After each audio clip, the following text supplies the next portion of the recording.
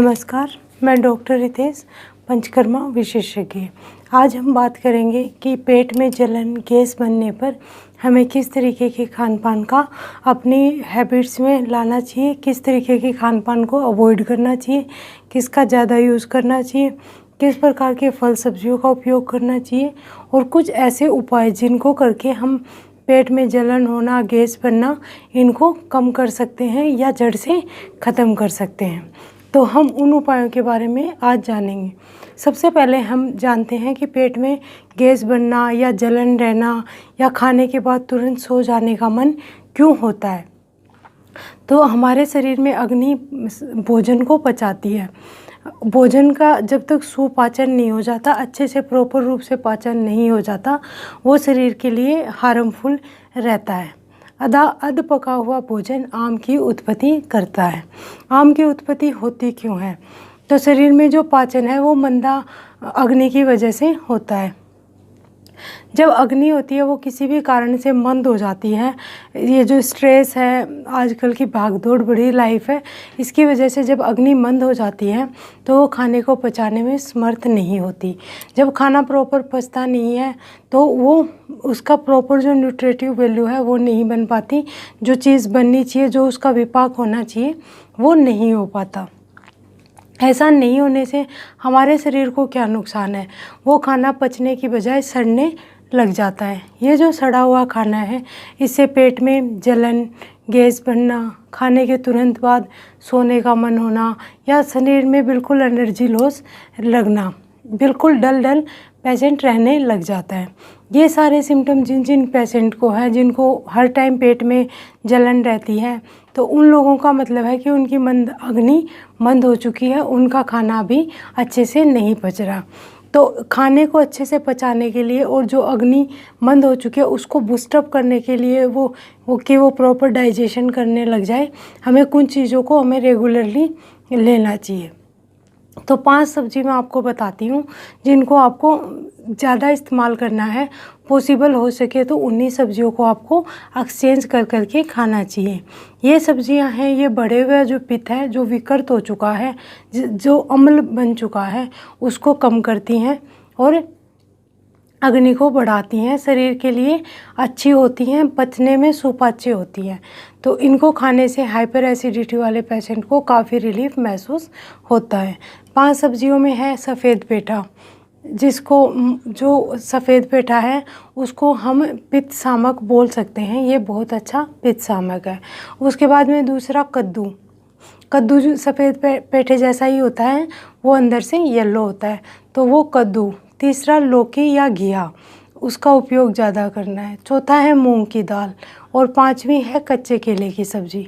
तो इन सब्जियों को आपको ज़्यादा अपनी डाइट में रखना है। सब्ज़ी पकाते टाइम ध्यान रखें कि इन सब्जियों को आपको कम ऑयल में पकाना है और ज़्यादा मिर्च मसाले ना डालें, क्योंकि मिर्च मसाले डालने से एसिडिटी ज़्यादा आपको हो सकती है।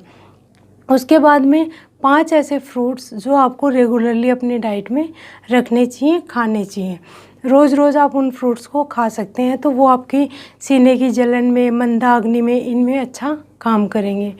अनार, जामुन, भीगी हुई मुनक्का 5 से 7 आप एक दिन में ले सकते हैं।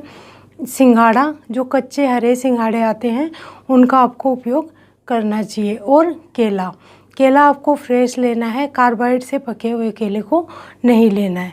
तो ये 5 जो फ्रूट्स हैं वो पित्त को कम करने वाले होते हैं और हाइपर एसिडिटी या पेट की जलन को कम करते हैं।